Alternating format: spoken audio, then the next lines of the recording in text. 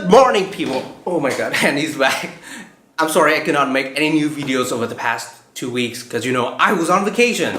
As you can see from my terrible sunburn. I look so horrible. Anyway, back to the main topic. A lot of people often ask me whether they should read some English books to improve their reading and writing skills for the IELTS, and my answer is an absolute yes. But that is incredibly difficult. You'll see a lot of new words, you may not know which English books are suitable for you, and it may take you forever just to understand a couple of pages, so frustrating. But fear them not, in today's episode of 5 Minutes About IELTS, I'm gonna help you deal with those problems, and by the end of this video, I'm gonna recommend some awesome English books for you. So stay tuned, like literally, please stay tuned, don't switch to other videos, please.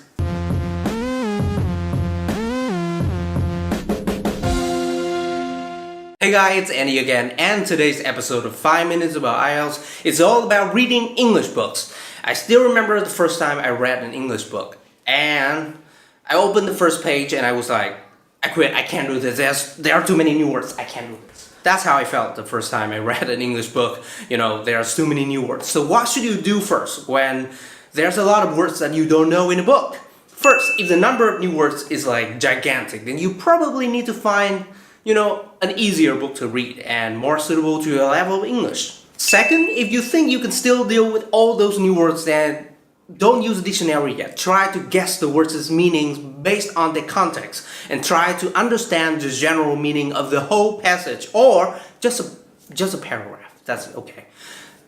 If you rack your brain but you still cannot figure out what a word means or what you have been reading so far in a page, then you probably need to use the dictionary. There's nothing wrong with that. I have my mobile dictionary with me all the time when reading.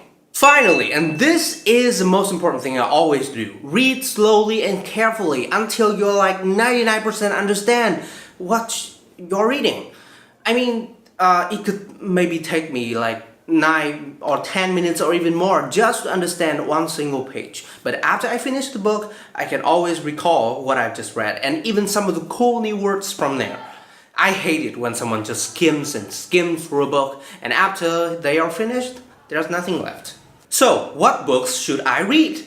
People keep asking me that question, and now here's my answer. I don't know. I don't know which genres you're interested in. Maybe it's novel, non-fiction, or self-help. I don't know. First of all, you need to figure out what kinds of book you're interested in and then find some titles in those genres. For example, I love novels, and if you're a novel fan like me who enjoys going to fictional adventures in the make-believe world, then you probably will love this book. It is called Amy, Child of the Star.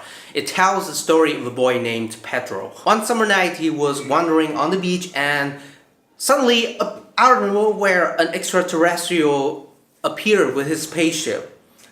His name is Amy, and he took Pedro around the Earth and even into other planets to see so many secrets of the universe. This is probably one of the most eye-opening books for me because it shows me that the secret of the universe, the secret to a better world in the future is nothing but love. Humans need to love each other and support each other.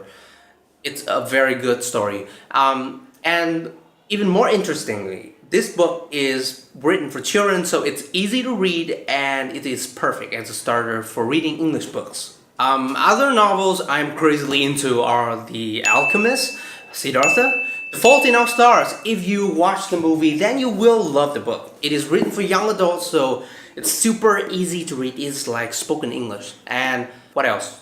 Let's see. The Harry Potter book series is a little difficult to read because, it's British English. And 50 Shades of Grey. It's written for the general public to read, so let's see. Diary of a Wimpy Kid series. This is written for children, so it's very easy to read, and also there's a lot of adorable illustrations there. I love them. If you're having a lot of problems in life and you feel unmotivated and depressed, then you need to check out Conversations with God series. This series tells the conversations the author had with a god, and they discuss things like life meanings, jobs, money, sex, relationships, etc. This series have changed my life forever ever since I read them, and I have to make it clear that this series is not about religion. I have to tell you upfront that. The first book of this series has been translated into Vietnamese, so if you cannot read the English book, then you can check out the Vietnamese version. But I have to tell you that the English books are a little bit difficult to read at first. So that is all about today's episode of 5 Minutes About IELTS, about reading English books. I hope you will find something useful in this video, and if you love this series, you can click here to subscribe to my channel and click here for more fun videos about IELTS and learning English. And I will see you in the next episode of 5 Minutes About IELTS. Hasta luego!